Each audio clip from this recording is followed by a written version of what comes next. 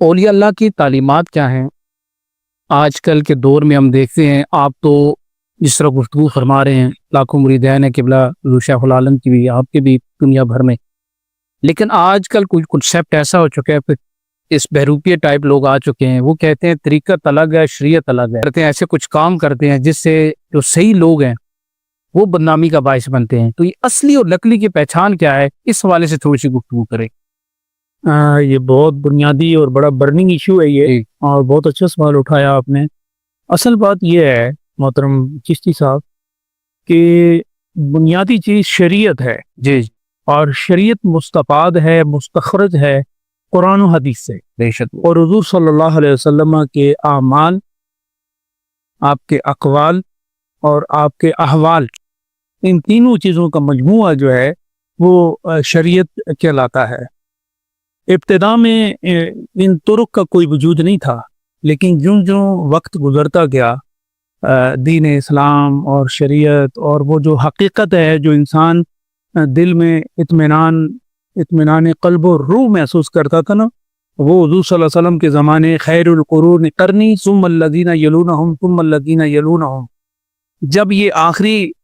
جس کی مقارنت کو حضور صلی اللہ علیہ وسلم نے اپنے زمانے کے ساتھ مخصوص فرمائی، اس وقت تک ان طرق کی کوئی ضرورت نہیں تھی، لیکن جو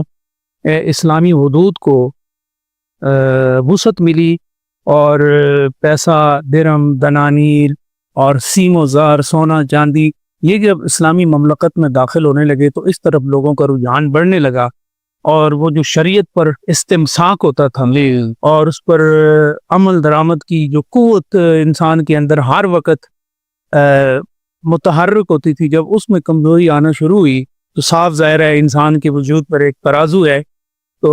اصول تو یہ ہے کہ ایک ترازو پر دنیا کو رکھو، دوسرے پہ دین کو رکھو، اور ان کو برابر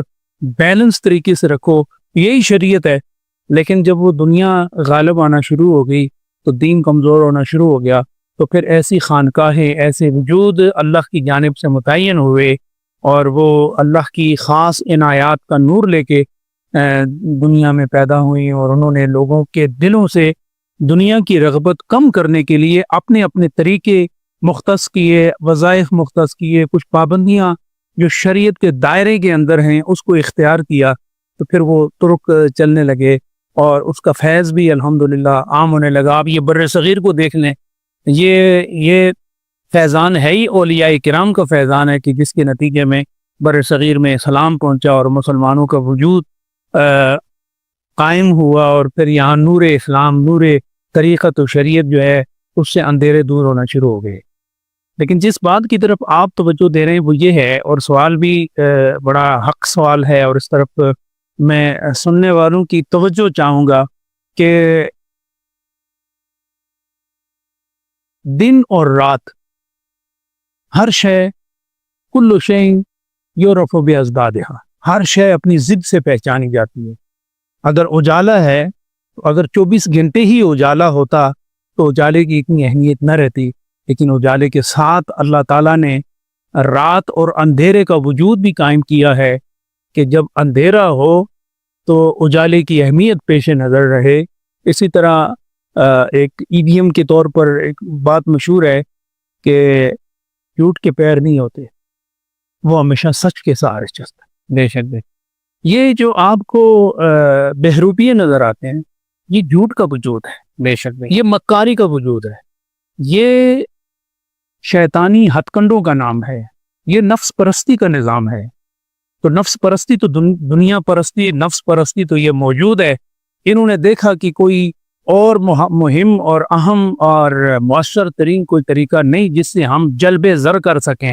اور دولت اور جائیداد بنا سکیں، تو انہوں نے صوفیاء کا لباس پہنا، اور اس لباس میں لوگوں کو لوٹنا شروع کر دیا۔ یہاں میں ایک بڑی خوبصورت بات جو حضور شیخ العالم کی ہے، آپ فرمایا کرتے تھے، اور یہ میں سمجھتا ہوں آپ کے پورے سوال کا ایک خوبصورت جواب ہے۔